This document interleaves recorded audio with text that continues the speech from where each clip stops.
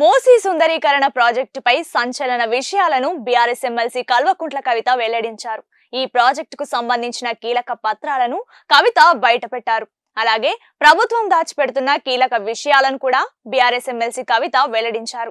ఈ ప్రాజెక్టుకు డిపిఆర్ సిద్ధంగా ఉన్నట్లు రాష్ట్ర ప్రభుత్వం ప్రపంచ బ్యాంకుకు పంపిన ప్రతిపాదనల్లో ఉన్న విషయాలను ఆధారాలతో సహా బయటపెట్టారు. మూసీ ప్రాజెక్టుకు సంబంధించిన ఇంకా డిపిఆర్లు సిద్ధం కాలేదని మంత్రి శ్రీధర్ బాబు శాసన మండలికి తెలియజేసిన విషయం తెలిసిందే.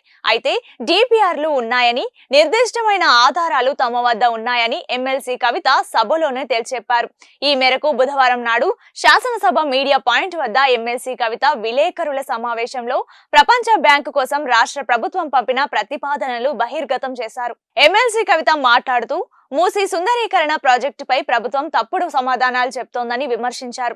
10 సంవత్సరాల బీఆర్ఎస్ హయాంలో రుణం కోసం ప్రపంచ బ్యాంకుకు ఆశ్రయించలేదని గుర్తు చేశారు. కానీ కాంగ్రెస్ ప్రభుత్వం అధికారంలోకి వచ్చిన ఏడాదిలోనే సీఎం రేవంత్ రెడ్డి తెలంగాణను, హైదరాబాద్ ను ప్రపంచ బ్యాంకుకు తాకట్టు పెట్టే ప్రయత్నం చేస్తున్నారని మండిపడ్డారు. ప్రపంచ బ్యాంకు ముందు రేవంత్ రెడ్డి మోకరిల్లుతున్నారని ధ్వజమెత్తారు. మూసీ పరివాహక ప్రాంతాల్లో పేద ప్రజల నుంచి భూములు లాక్కొని ప్రపంచ బ్యాంకుకు తాకట్టు పెట్టి రియల్ ఎస్టేట్ చేయాలని అనుకుంటున్నారని స్పష్టం చేశారు. ప్రపంచ బ్యాంకుకు సెప్టెంబర్ 19న ప్రభుత్వం ప్రతిపాదనలు పంపింది. ప్రతిపాదనలో స్పష్టంగా Musi river front development project అని స్పష్టంగా రాసింది. కానీ మంత్రి శ్రీధర్ బాబు మాత్రం ఇది మూసీ ప్రాజెక్ట్ కాదని, మురుగునీటి శుద్ధికి సంబంధించి ప్రపంచ బ్యాంకు రుణాన్ని కోరామని తప్పుడు విషయం చెప్పారు. రియల్ ఎస్టేట్, ల్యాండ్ పుల్లింగ్ చేసి పెద్ద పెద్ద భవంతులు కడతామని ప్రతిపాదనలో స్పష్టంగా పేర్కొంది. డిపిఆర్లు ఉన్నాయని ప్రపంచ బ్యాంకుకు రాష్ట్ర ప్రభుత్వం తెలియజేసింది. కానీ ప్రభుత్వం మాత్రం శాసన మండలిలో డిపిఆర్లు లేవని చెప్పింది. డిపిఆర్ తయారు కాలేదని డిసెంబర్ 17న చెప్పిన ప్రభుత్వం డిపిఆర్ ఉందని ప్రపంచ బ్యాంకుకు సెప్టెంబర్ 19న తెలియజేసింది. అంతేకాకుండా ప్రపంచ బ్యాంకుకు ప్రతిపాదనలు పంపిన తర్వాత అక్టోబర్లో డిపిఆర్ తయారీకి కన్సార్షియంను ప్రభుత్వం నియమించిందని వెల్లడించారు. ఎందుకోసం అబద్ధాలు చెప్తున్నారని, ఎవరి కోసం ఈ ప్రాజెక్ట్ చేపడుతున్నారని ప్రభుత్వాన్ని ఎమ్మెల్సీ కవిత నిలదీశారు. పారదర్శకత లేకుండా ఎందుకు దాపరికంతో వ్యవహరిస్తున్నారని అడిగారు.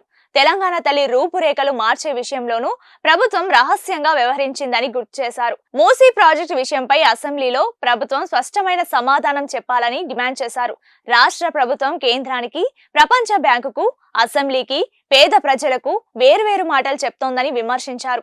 మూసీ పరివాహక ప్రాంతాల్లో నివసించే ప్రజల్లో భయానక పరిస్థితి నెలకొందని, 15,000 ఇళ్లకు మార్కింగ్ చేయడం వల్ల తమ ఇళ్లను ఎప్పుడు కూల్చుతారో అన్న భయం వారిలో నెలకొందని ఆందోళన వ్యక్తం చేశారు.